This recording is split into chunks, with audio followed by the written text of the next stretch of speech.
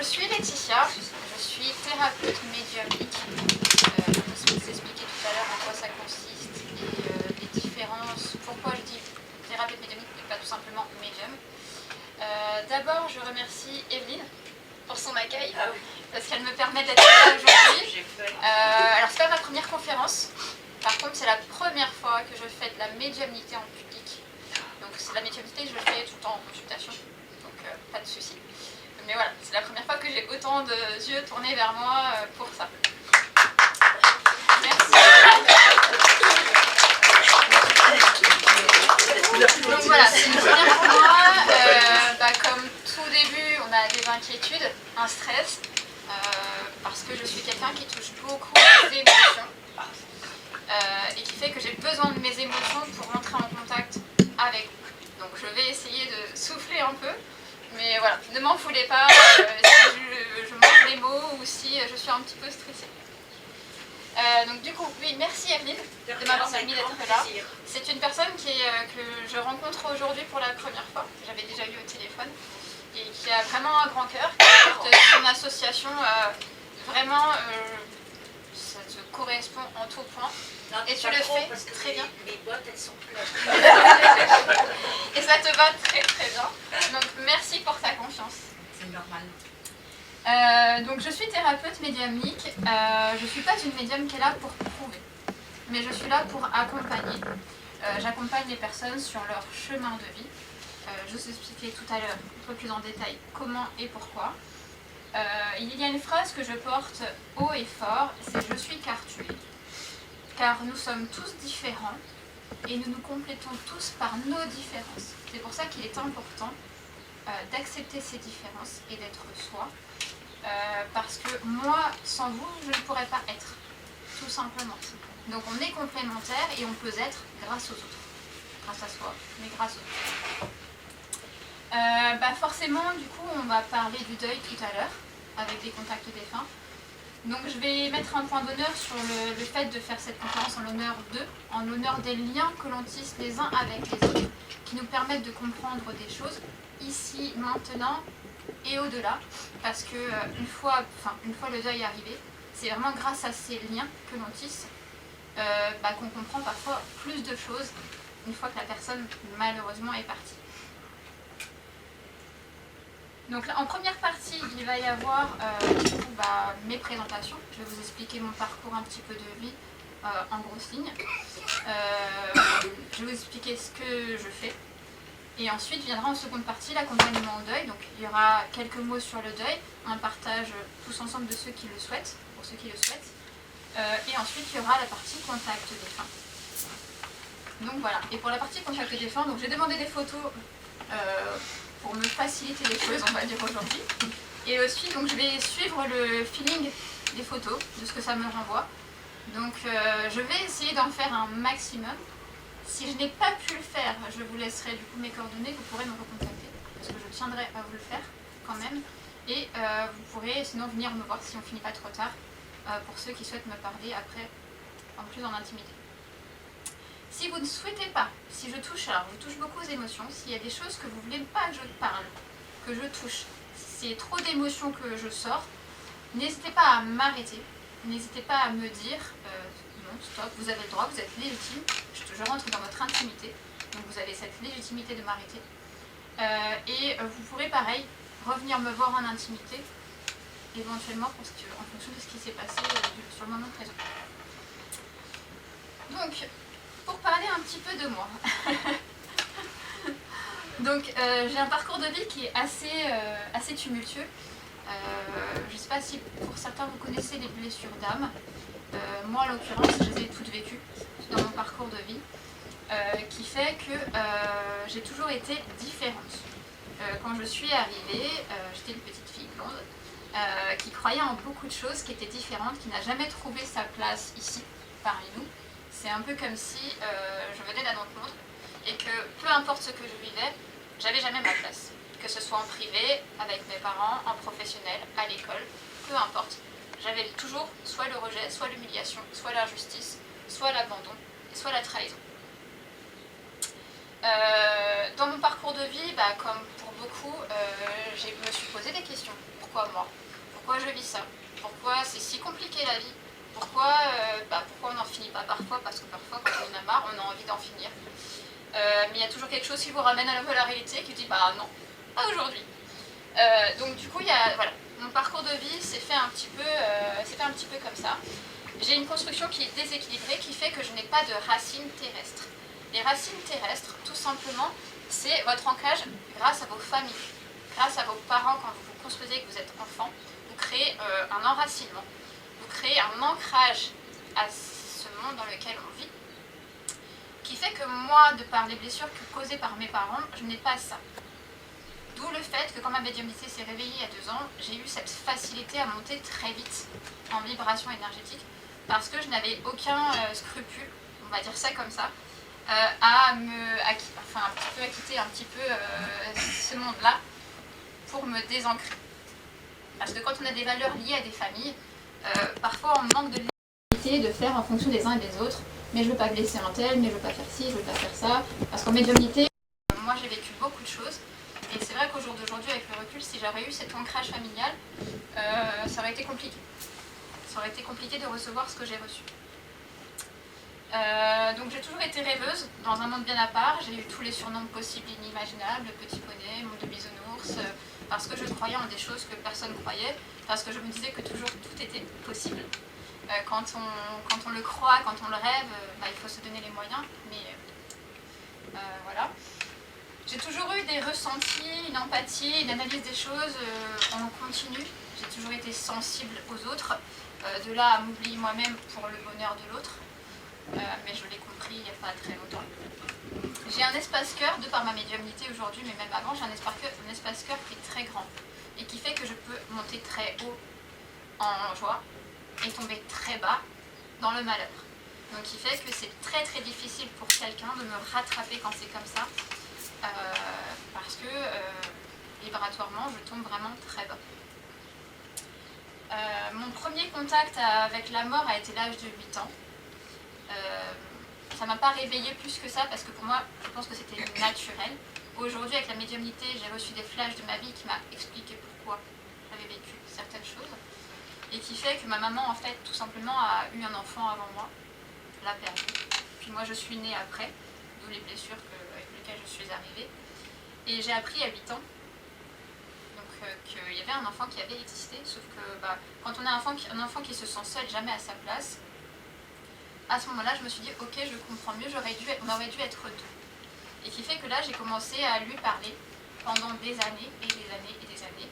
Et puis du jour au lendemain, ça s'est arrêté. Aujourd'hui, j'ai pas de souvenir de pourquoi, comment ça s'est passé. À l'âge de 16 ans, je me suis retrouvée à la rue. Et qui fait que du coup, j'ai tout coupé inconsciemment parce que je ne savais pas que ça existait. J'ai eu un long chemin à faire dans ces moments-là quand ma maman est dépressive, par exemple, et qui fait qu'à un moment donné, c'était soit moi, soit elle. Donc à un moment donné, on fait des choix pour se sauver soi, parce qu'on se dit que si la personne elle décide de couler, malheureusement, on ne peut pas prendre le risque de couler avec elle. Je me suis mariée, j'ai eu des enfants, donc j'ai 2 enfants de 14 ans et de 17 ans, que j'ai essayé d'élever dans le même univers que moi, on va dire, même si c'est pas simple parfois. Et qui fait que, voilà, j'ai vécu beaucoup de choses jusqu'à il y a 2 ans, où je me suis réveillée en fait en janvier 2022 grâce à un deuil que je n'ai pas vu venir. Avant de venir sur ce point, donc les différences qui ont fait que je suis médium, qui ont fait pourquoi j'ai eu ce parcours-là, donc c'est mon empathie, parce qu'au jour d'aujourd'hui, j'ai une empathie qui me permet de me connecter à tout le monde, et qui me permet en consultation de savoir où la personne elle bloque ses émotions, si c'est au niveau du plexus, si c'est la gorge, si c'est quelqu'un qui pleure mais qui ne montre pas ses émotions, si c'est quelqu'un qui s'est mis sous une carapace, tout ça moi je le clairce. Et donc avec mon empathie, soit je le sens par mon corps, par mon propre corps, et donc je sais où la personne elle en est, donc j'arrête le processus, soit parfois c'est moi qui ressens les émotions et qui pleure à la place de la personne. Et je lâche à la place de la personne. Donc voilà, par le space-cœur, j'ai des émotions du coup très fortes. Je suis ce qu'on appelle tête en l'air parce que je suis souvent là-haut. Donc parfois on me ramène à la réalité. Mais c'est pas simple puisque ma réalité aujourd'hui, n'est pas forcément la même que la vôtre. J'ai toujours eu des croyances en quelque chose de plus grand, de plus fort. J'avais pas forcément les mots, mais c'est vrai que de par mon parcours, j'ai toujours senti qu'il y avait quelque chose, une force qui me rattrapait. Je tombais, mais suffisamment pour me poser des questions, mais pas suffisamment pour vraiment couler. Il y avait toujours qui me rattrapait et qui me raccrochait à la vie, qui me disait bah non, bah regarde, là tu peux passer par là, là tu peux. Et bon, bah on repartait sur de bonnes rails et puis c'était reparti pour autre chose. J'ai toujours été cet élément aussi qui était rejeté, qui dérangeait. Peu importe où je me trouve, je dérangeais. C'était comme ça, soit j'émettais des solutions et dans ces cas-là on me prenait ma vie. On voulait faire pareil que moi, on voulait me copier, on voulait... soit à l'inverse, on me dégageait totalement. Voilà. Et aujourd'hui, ce que je retiens, c'est que j'ai toujours été différente pour une seule et unique raison, c'est pour amener le changement. C'est pour amener les gens à se poser des questions, pour déposer des graines parfois, parce que ça peut être une graine et puis ça germe un jour, dans 5 ans, dans 10 ans, dans 15 ans. Quand la personne est face à une situation, elle se rappelle à un moment donné qu'une personne lui a dit cette phrase, et c'est le but. Parce que le but de ce que moi j'amène, c'est forcément d'amener un déclic chez la personne, mais surtout de déposer quelque chose. Parce que dans chaque personne que je vois, que je rencontre, j'y mets quelque part un petit bout de moi parce que j'amène, et qui fait que du coup, je me dis toujours que le but c'est pas qu'il y ait le déclic maintenant tout de suite, c'est qu'un jour, peut-être, à un moment donné où vous en aurez besoin, il y aura cette petite phrase, ce petit moment qu'on a partagé, qui fera que ça vous amènera à une interrogation, peut-être une solution, un choix, qui vous amènera vers d'autres chemins. Donc mon éveil, je me suis réveillée du coup, en janvier 2022, tout simplement après un rêve. Avant j'étais aide-soignante et j'étais en binôme infirmier, donc j'avais mon binôme infirmier, tout simplement. On était une équipe très soudée et on avait un lien particulier. Un lien particulier, moi j'allais marier, qui nous amenait à nous poser des questions. Parce que parfois on jouait à des jeux dangereux. Mais qui fait qu'on sent un lien et parfois on ne le comprend pas. C'est magnétique, on ne sait pas ce qui se passe. On sait que c'est cette personne, on se voit dans cette personne. Il fait presque partie de nous sans savoir comment, pourquoi, qu'est-ce qui se passe. Et quand on a 20 ans, c'est compliqué de mettre des mots, de mettre ces mots-là. Et surtout quand on a un enfant et qu'on est en train de préparer son mariage, on a des choix à faire. Et parfois on prend le bon choix, parfois on prend un autre choix qui aurait dû être fait. On fait des bifurcations de vie. Et ça nous amène à des interrogations. Qui fait que nos chemins de vie se sont séparés à un moment donné. Mais il a toujours été dans ma tête. Je me suis remariée aujourd'hui. Mais il a toujours été dans ma tête. Alors j'avais honte. C'est quelque chose que j'ai gardé des années au fond de moi parce que j'avais honte d'en parler. J'avais honte parce que je me suis dit, mais mince, pourquoi j'ai cet homme dans ma tête en continu, presque à me dire que c'est quelqu'un que je sais, je vais le revoir, c'est sûr. Comment, pourquoi, je ne savais pas. Mais je savais que c'était quelqu'un que j'allais revoir coûte que coûte, quoi qu'il arrive dans ma vie. Il s'avère que je l'ai revu, mais pas du tout de la manière dont j'aurais pu imaginer et rêver. Donc en janvier 2022, j'ai fait un rêve.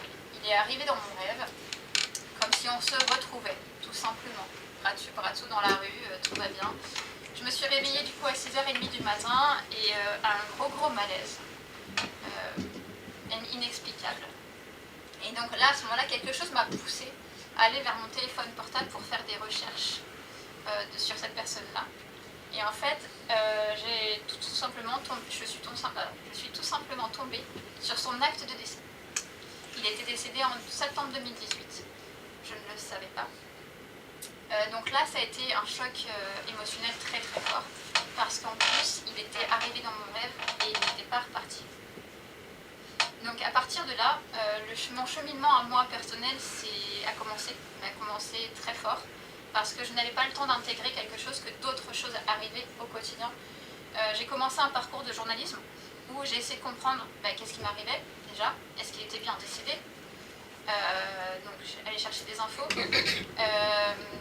pourquoi j'avais ce lien, à quoi ça correspondait, est-ce que c'était normal, est-ce que j'étais normale. est-ce que j'étais bien médium, est-ce que c'était bien ce que je pensais. Donc tout ça, ça a pris des jours et des jours. J'ai mis 3-4 jours avant déjà d'avoir la validation qu'il avait été bien décédé. Et là, plus ou moins la raison, parce que j'ai pas vraiment la vraie raison. Donc pareil, on ne peut pas dire aux gens pourquoi on cherche des infos. Donc on prend des bifurcations, on fait des sous-entendus, on appelle la mairie, voilà, on fait des choses. Ensuite, de par le lien, j'ai compris qu'il existait des liens d'âme.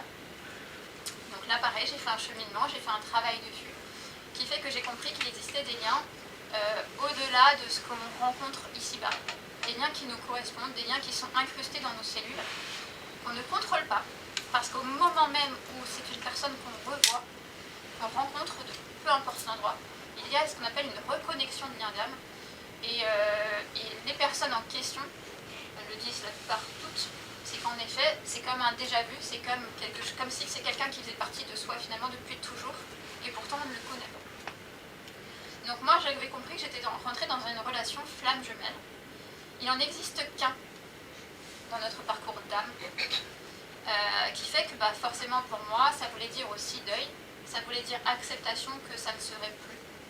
Qu'il allait falloir que je finisse ma longue vie, parce que voilà, je suis encore jeune, sans lui, en acceptant tout ça, donc j'avais le deuil à accepter.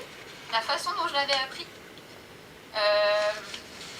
tous les regrets qui me faisaient, parce que je me suis rendu compte en fait que tous les ressentis que j'avais il y a de ça 15 ans en arrière étaient vrais. Donc il y a tout un travail de vie qui commence derrière ça. Un mois après, j'ai rencontré un médium qui m'a dit c'est simple, vous allez voir, entendre, ressentir, vous êtes médium et vous allez en faire votre métier. 2 ans après, je suis dedans. Donc du coup voilà, donc, ça a été un parcours de vie depuis 2 ans qui a été sportif. Parce que j'ai touché à tout. Je me suis retrouvée à faire des photos sur des vitres où j'avais les défunts à côté de moi. Je me suis retrouvée avec mon défunt qui me mettait la main sur l'épaule, qui m'envoyait en continu des musiques constamment. J'étais dans ma voiture, sur la radio, la musique qui se mettait. Je passais dans un magasin, la musique qui continuait. Donc j'ai eu des plumes comme pour beaucoup, des vraies présences pour le coup, puisque comme je suis médium, je le vois, je le ressens. Et c'est la dureté de la médiumnité, parce que malheureusement on n'entend pas souvent dire, mais être médium c'est un cadeau, parce que je le prends comme tel, je le vis aujourd'hui comme tel, mais il y a aussi tout ce qu'on ne voit pas à l'arrière, et qui fait que quand on doit se faire un deuil aussi dur que ça peut être, malheureusement je suis comme vous, j'ai aussi l'absence physique, malgré que moi je peux le voir, je ne peux pas le toucher. Et quand on a des regrets, quand c'est quelqu'un qu'on n'a pas vu depuis très longtemps, et qu'on a tellement de choses à lui dire, et on se retrouve dans le même cas de figure que n'importe quelle personne qui vit un deuil. Désolée. Et donc du coup voilà. Et donc dans ce parcours de vie, on m'a montré beaucoup de choses. J'ai vécu beaucoup de choses pour pouvoir vous l'amener aussi. Alors parce que je travaille pas que sur le deuil, je travaille sur d'autres choses à côté. Mais voilà, de l'autre côté, ils aiment bien me faire vivre des choses avant que je vous les fasse vivre à vous. Et donc je suis le test de leur maison. J'ai compris qu'il y avait des signes de nos défunts, mais qu'il y avait aussi de la vie, les signes de nos accompagnateurs, parce qu'on est tous accompagnés. Aujourd'hui, je vis complètement dans un lâcher-prise total, qui fait que je vis que par guidance. Tous mes choix, tous mes actes au quotidien, ce sont que liés à des guidances. Mais ça, tout le monde peut le faire. C'est pas parce que je suis médium. C'est plus facile pour moi, certes, mais tout le monde peut le faire parce qu'on est tous accompagnés et on vit tous avec des signes au quotidien pour qu'on aille sur notre chemin. Alors, bien sûr, c'est un travail parce que parfois c'est très subtil et qu'il faut apprendre à les voir. Mais c'est devant vous tous. Les synchronicités, les choses qui se passent, tiens, c'est bizarre. Voilà, c'est que des signes et des accompagnements pour vous permettre de rester sur votre chemin. Et quand il y a des choix à faire, des bifurcations, on vous amène des signes qui vont vous permettre de faire vos choix. J'ai aussi vécu des flashs de vie antérieure qui m'ont permis de comprendre que toutes nos vies, que toutes les vies d'une âme sont reliées les unes entre elles. Et que ce qu'on vit aujourd'hui est lié à ce qu'on a vécu hier, mais ça sera lié aussi à ce qu'on vivra demain. c'est pour ça que parfois, il y a des personnes qui arrivent avec des karmas compliqués, qu'on peut aider. Mais malheureusement, on ne peut que aider. Parce que ces personnes-là auront vécu des choses dans leur vie antérieure qui feront qu'aujourd'hui, elles sont dans un remboursement, si je peux utiliser ce mot-là, de vie par rapport à ce qui a été vécu avant. Et ça, personne ne peut le changer. Et même nous, médiums, magnétiseurs, énergéticiens, peu importe le thérapeute, doit avoir des autorisations pour intervenir. Parce que toute personne ne peut pas avoir toutes le même soin. Je vais vous prendre un exemple parce qu'il est devant moi. José, qui est magnétiseur énergéticien, en travaillant à deux, on a appris justement que tout le monde n'a pas les mêmes accords. On peut avoir un soin général, on peut penduler, il peut penduler. Vous n'aurez toutes pas le droit forcément à ce soin-là, et pourtant c'est un soin qui est léger, enfin voilà, il n'y a pas de choses particulières dessus, et qui fait qu'on a tous un karma, et ça je l'ai appris, avec des possibilités, avec des accords, mais on a tous notre propre karma. Nos accords ne seront pas les accords de l'autre. Et ça aussi, c'est une acceptation de lâcher prise, parce que souvent on veut contrôler la vie, alors qu'en fait c'est la vie qui nous contrôle. Et puis du coup j'ai eu aussi une éducation spirituelle, de par tout ce que j'ai vécu, de par les flashs de vie antérieure, de par mes rencontres. Donc j'ai pu rencontrer d'autres liens d'âme en 2 ans, qui fait qu'aujourd'hui il en existe 3, les flammes jumelles, les âmes jumelles et les âmes sœurs.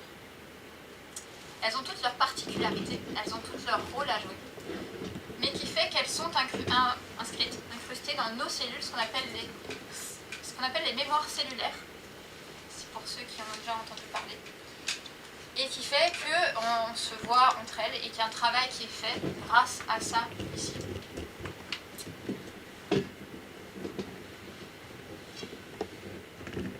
Est-ce que vous avez des questions sur ce que je viens de vous amener?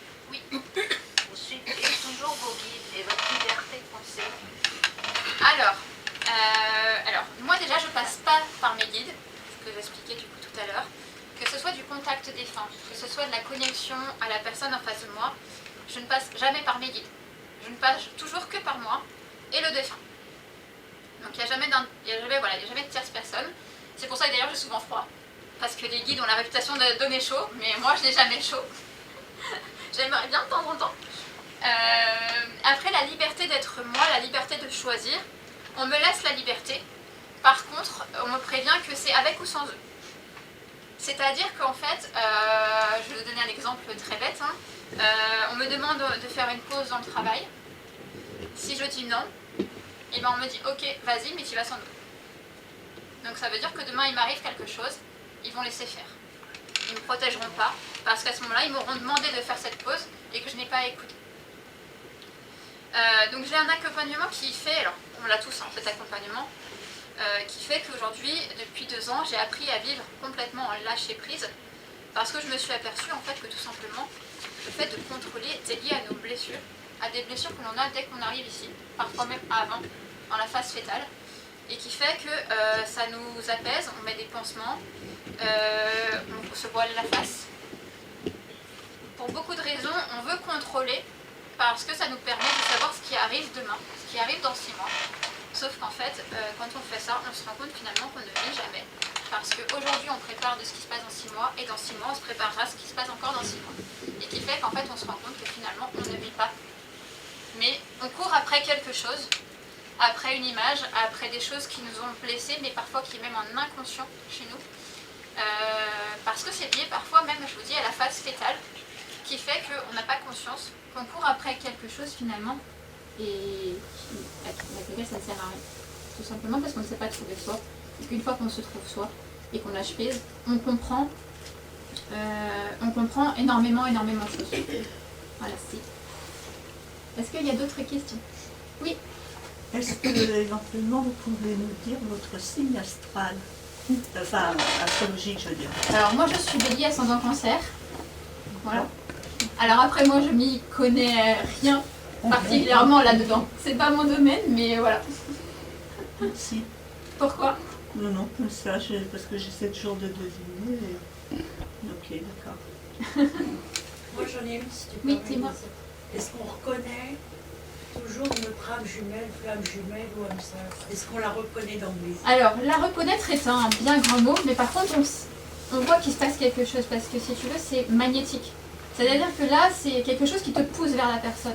Quelle que soit cette personne, ça peut être un étranger dans la rue, ça peut être un collègue, ça peut être peu importe, on te pousse vers cette personne. Il y a quelque chose qui t'aimante et tu es prêt à faire n'importe quoi. Alors moi, dans mon cas, flamme jumelle, c'est très fort. Donc si tu veux, tu es prêt à faire n'importe quoi.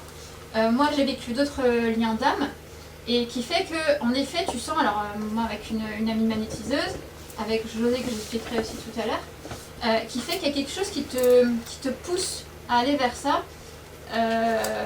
Et c'est comme si il y a une compatibilité. Il y a une compatibilité qui est presque bluffante. Parce qu'aujourd'hui, dans la vie qu'on mène, dans les jugements, dans la colère, dans les émotions de tout le monde, à un moment donné, quand on vit quelque chose comme ça, on le voit quand même facilement en règle générale parce qu'on se dit tiens, c'est bizarre quand même, je l'ai vu qu'une fois cette personne et elle est là quoi. Donc, Et est-ce que l'univers te met des signes dans ta vie au jour le jour pour te dire que c'est quand même cette personne-là? En général, ouais. Alors après, c'est toujours pareil, il faut apprendre à les voir. Il faut apprendre à les interpréter. Alors parfois ils sont là, hein, comme je disais tout à l'heure. Oui. Ça peut être un prénom, par exemple. Ça peut être un prénom. Vous allez allumer la télé, le prénom va sortir. Vous allez allumer la radio, le prénom va réapparaître. Vous allez entendre une chanson, le prénom sera dans la chanson.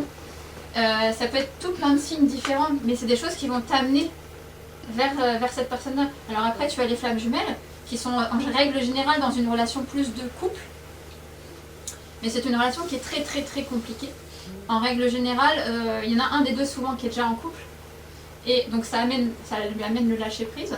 Et en plus, il y a souvent du jeu du chat et de la souris parce qu'il y en a un qui prend conscience et pas forcément l'autre. Donc c'est pour beaucoup, le lien femme jumelle, ça peut être vraiment un casse-tête. Il y a le lien âme jumelle qui fait que là, il a besoin de couple. Mais dans le fait où c'est... en fait, les flammes jumelles en général, c'est pas les mêmes blessures. Ouais, c'est ça. C'est pas les mêmes blessures. Et âme jumelle en général, c'est les mêmes blessures.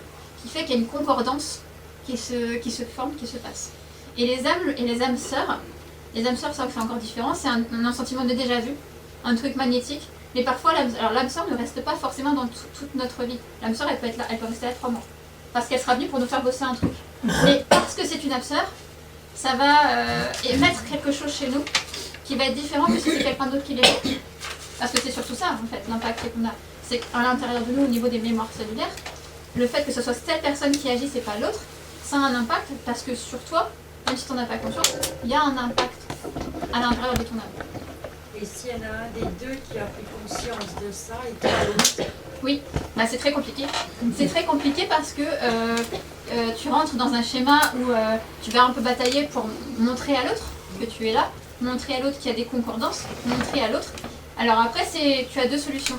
Soit il joue le jeu et ça se travaille, et il le comprend, soit il n'est pas du tout dans ça, et dans ces cas-là, ben, tu attends. C'est la coupure, et tu attends qu'à un moment donné, ça s'éclaire chez lui pour qu'il s'en rende compte. Parce que tu as des gens aussi qui ne veulent pas voir. Non. Qui ne veulent pas voir, et il faut, et comme on disait tout à l'heure, laisser faire le cheminement de l'autre est important parce que chacun a son karma. Et si on enlève la possibilité à la personne d'analyser sa vie, on lui enlève la possibilité d'évoluer. Et ça c'est pour dans plein de situations. On ne peut pas, même par amour, on ne peut pas empêcher une personne de vivre ce qu'elle a à vivre parce qu'on lui ôte cette possibilité d'évoluer, cette possibilité de compréhension, parce que malheureusement en tant qu'humain, c'est souvent dans la souffrance et la douleur où quand on se prend un mur, on comprend les choses. Et qu'on émet une analyse pour essayer de comprendre qu'est-ce qui s'est passé, pourquoi on a dû vivre ça, pourquoi on a vécu ça. Et est-ce qu'il y a une reconnexion après? Oui, parce quand les deux ont pris conscience, il y a une reconnexion. Il y a une reconnexion qui est pas... Ou même quand il n'y a pas forcément... Les deux ne sont pas forcément d'accord, mais que l'autre reste la porte ouverte, il y a une reconnexion. Il y a une reconnexion. Et c'est vrai que parfois, dans certains liens d'âme, tu vas même vivre, moi c'est ce que j'ai vécu pour ma part, une reconnexion avec ton propre âme. Et là, c'est quelque chose de très compliqué. Moi je l'ai vécu et je suis restée 3 semaines pas bien du tout. Parce qu'il y a quelque chose, en fait tu sens qu'à l'intérieur de toi il se passe quelque chose de tellement grand que tu ne contrôles absolument pas. et qui fait que ça te remue, ça te met dans toutes les émotions. C'est comme si tu faisais un reset de beaucoup de choses en toi. Donc voilà. Est-ce qu'il y a d'autres questions? Non? D'accord. Alors, donc, je vais vous amener ce que je fais aujourd'hui, ce que je suis aujourd'hui. Donc, je suis thérapeute médiumnique. Toute l'évolution que j'ai faite, je le dois à mon défunt, uniquement à mon défunt. Et même si c'est encore compliqué pour moi aujourd'hui, parce qu'il y a une acceptation que je n'ai pas forcément totalement faite, j'ai conscience que c'est parce qu'il a été de l'autre côté que j'ai vécu tout ça. Parce que malheureusement, il aurait été ici, jamais j'aurais pu vivre ça. C'est lui qui a déverrouillé tous les cadenas, qui a déverrouillé toutes les portes, qui m'a amené à, sans jamais me poser de questions, qui m'a amené vers mon chemin. Et pour ça, je ne peux que dire merci, même si ça a été très difficile. Aujourd'hui, pourquoi je ne dis pas que je suis médium, mais que je suis thérapeute médiumnique? Parce que pour moi, médium, aujourd'hui, beaucoup de monde ont une image de la médiumnité qui ne me va pas forcément. Pour beaucoup de monde, le médium, c'est celui qui tire les cartes, c'est celui qui fait des contacts de défunt, c'est celui qui voit. Mais on n'est pas Monsieur Madame Soleil. On est comme tous, on est des humains, qui fait qu'on a nos propres canaux, nos propres vies, nos propres émotions, nos propres sentiments. Et qu'aujourd'hui, finalement, me faire appeler médium, ça ne colle pas avec ce que j'amène, parce que je n'ai pas envie d'avoir cette étiquette sur le front. Parce que déjà, je ne suis pas là pour prouver, je suis là pour accompagner la personne qui est vivante sur son chemin, même si c'est lié à un deuil. Même si c'est lié à un deuil, tu vas faire pleurer. Même si c'est même si c'est lié à un deuil, je suis là pour accompagner la personne vivante sur son cheminement, à comprendre le deuil qu'elle vit, pourquoi elle le vit de cette manière-là, pourquoi c'est si puissant ou pourquoi à l'inverse ça ne lui fait rien. Parce que tout simplement le deuil qu'on vit tous, il est en lien avec ce que l'on est, avec les liens qu'on a tissés, avec nos blessures, avec nos parcours de vie. Thérapeute médiumnique, c'est parce qu'aujourd'hui la médiumnité est devenue un outil de thérapie. Du coup, au sein de mes consultations, elle m'aide à y voir plus clair donc, chez les personnes. Quand je touche à l'enfance, je peux avoir des flashs de l'enfant qui lui explique pourquoi la personne est... Désolée. Pourquoi la personne, elle est ce qu'elle est aujourd'hui. Parce que souvent on se pose des questions. Pourquoi? Pourquoi moi? Pourquoi je vis ça? Où j'en suis dans ma vie? Quel choix je dois prendre? Mon travail ne me plaît plus? Est-ce que je dois arrêter? Est-ce que je dois continuer? Pourquoi je vis avec des angoisses? Pourquoi ce truc-là me fait peur? Alors, souvent, il ne faut pas qu'une consultation, bien évidemment, parce qu'on ne peut pas rentrer dans votre intimité, dans votre vie en une seule fois. C'est pas possible. Parce que aussi, tout simplement, j'ai les accords en fonction de ce que vous êtes aujourd'hui. Et demain, vous serez quelqu'un d'autre. Donc, au fil de votre évolution, moi, j'apporterai ce qui vous convient d'avoir au moment même où vous êtes devant moi. De par ce que je fais, je me connecte à l'âme et au cœur de la personne. Donc, je suis à même de savoir qui vous êtes profondément. Au-delà de ce que vous êtes dans la matière, au-delà de vos choix de vie, au-delà de vos blessures, au-delà de vos regrets, de vos mauvais choix, je sais la personne que vous pouvez être, sans tout ça. Et mon rôle, ma mission, c'est un peu de vous amener vers ça, de vous montrer la personne que vous êtes profondément, et non pas celle que vous pensez être. Parce que souvent, on se construit, on grandit d'abord à travers les yeux de parents, qui eux-mêmes ont leurs blessures, et malheureusement, on se construit avec des blessures qui ne sont pas forcément les nôtres, et qui nous amènent à nous fausser l'image qu'on peut avoir de nous-mêmes. Et qui nous fausse après forcément une bonne partie de notre vie. Parce que si on n'est pas nous-mêmes, forcément on fait des choix qui ne sont pas en adéquation avec soi. On rencontre des gens qui ne sont pas en adéquation avec soi. Donc voilà. Du coup, comme je disais tout à l'heure, j'ai une grande empathie naturelle qui énergétiquement me permet de débloquer. Qui me permet de savoir où en est la personne. Et surtout de la faire arrêter ses blocages, ses schémas. Quand c'est quelqu'un qui n'ose pas montrer ses sentiments, ses émotions, par exemple, moi je le ressens. Et donc je lui amène à déverrouiller ça, parce qu'il faut être légitime de ses émotions et de ses sentiments. Ça me permet aussi énergétiquement de savoir pas mal de choses. Et quand j'ai besoin, je vous envoie vers des magnétiseurs, vers des gens qui... voilà, où mon moitié s'arrête là, parce que je sais que moi je ne peux rien faire dessus. Dans ces cas-là, je vous amène vers des personnes de confiance avec lesquelles je suis en contact professionnellement.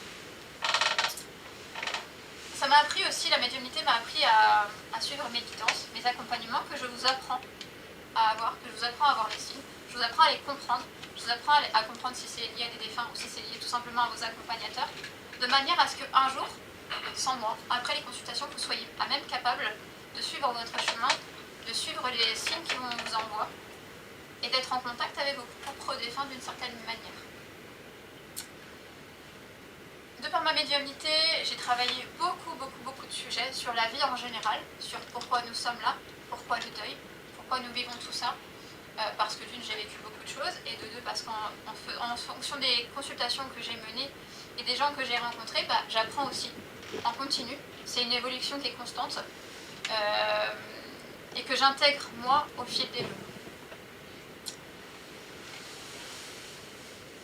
Alors, c'est une phrase que je dis souvent, mais qu'il faut prendre avec des pincettes. Aujourd'hui, je suis la preuve que la vie ne s'arrête jamais. Pourquoi ? Parce que j'ai eu des reconnexions de liens d'âme, parce que je me suis reconnectée à mon âme, parce que j'ai vécu des flashs de vie antérieures, parce qu'aujourd'hui je suis entourée de gens qui faisaient partie de mes vies antérieures et qui me prouvent aujourd'hui que la vie ne s'arrête jamais. Parce que c'est un éternel recommencement dans son évolution. Je propose du coup des consultations privées, des consultations en groupe, des ateliers, des groupes de parole et donc des conférences. Voilà. Comment j'ai découvert ça ? Tout simplement par l'analyse. Ça fait 13 ans que je travaille dans le milieu de la petite enfance, avec des familles, des parents, des bébés. Et naturellement, je me suis rendu compte en fait que je ressentais ce que pouvait être l'enfant, comment les choses il pouvait les vivre, et surtout qu'en très peu de temps, je me rendais compte en fait tout simplement que j'étais capable de comprendre ce que mettait le parent en place par rapport à cet enfant, et surtout par rapport à lui-même. Ce qui fait que j'ai beaucoup évolué au sein de la famille, qui m'a aidé aussi à comprendre le sens même de la vie, pourquoi nous sommes tous parfois avec des blessures, des incompréhensions, de la colère. Et qui fait que notre cheminement commence bien avant puisqu'on est tous des âmes à part, mais commence au niveau de la phase fétale, et qui fait que nos parents, nos mamans,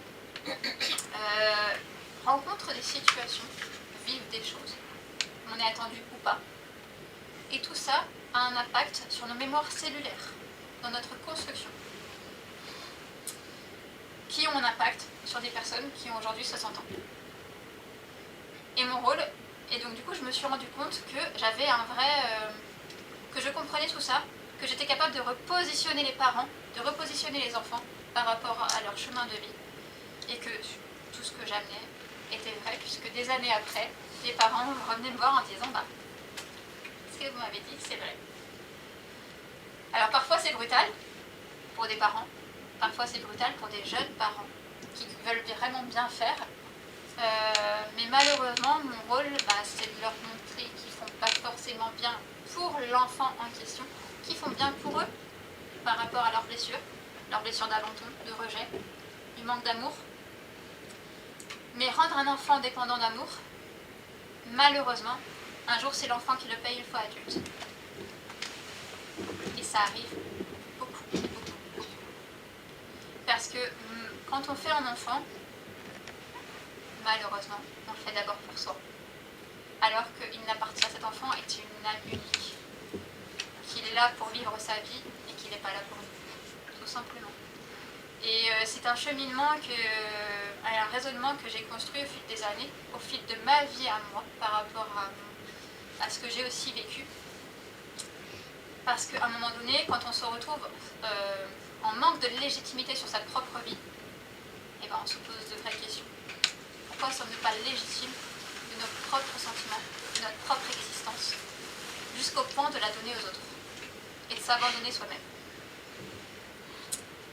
Donc voilà, donc j'ai fait tout un cheminement personnel qui m'a amené à ce que je suis aujourd'hui et qui fait que, bah voilà, thérapeute médiumnique, parce que c'est devenu un outil dans ma thérapie. Et c'est une manière aussi pour moi d'amener le contact de défunt sous un autre angle, parce que le contact défunt est là pour évoluer. Il est là pour vous émettre des déclics. Il est là pour vous montrer que la vie elle ne s'arrête pas, certes, mais aussi qu'il y a un impact sur votre propre évolution ici. Parce que eux, ils partent. Leur vie continue de côté d'une certaine manière, mais la vôtre aussi. Et pourquoi devons-nous tous vivre un deuil? Il n'y a pas de hasard. Dans la vie, tout a un sens, tout a sa raison d'être, et il n'y a jamais de hasard. Donc si on vit le deuil aujourd'hui, avec malgré tout ce que ça peut comporter, c'est pour nous ouvrir des portes, c'est pour qu'on comprenne, parce qu'en nous retirant la présence physique, eh ben on peut continuer d'aimer. L'amour reste tel quel, et c'est la seule chose qui reste au-delà de tout. Et c'est grâce à ces liens d'amour que l'on tisse que l'on peut un jour aller de l'autre côté et se rendre compte que la vie ne s'arrête pas à ce que l'on voit avec nos yeux. Est-ce que vous avez des questions?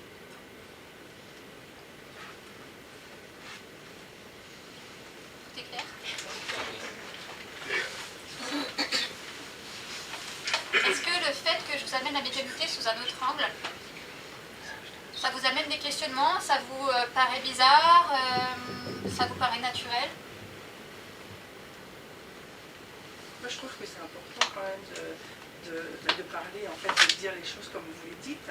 Oui. Parce que souvent, en fait, c'est vrai qu'on ne voit pas les choses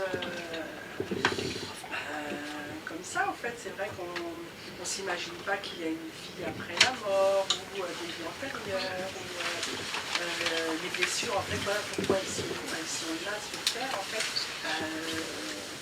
tout ça, souvent, c'est vrai qu'on beaucoup le voient pas, en fait. Oui.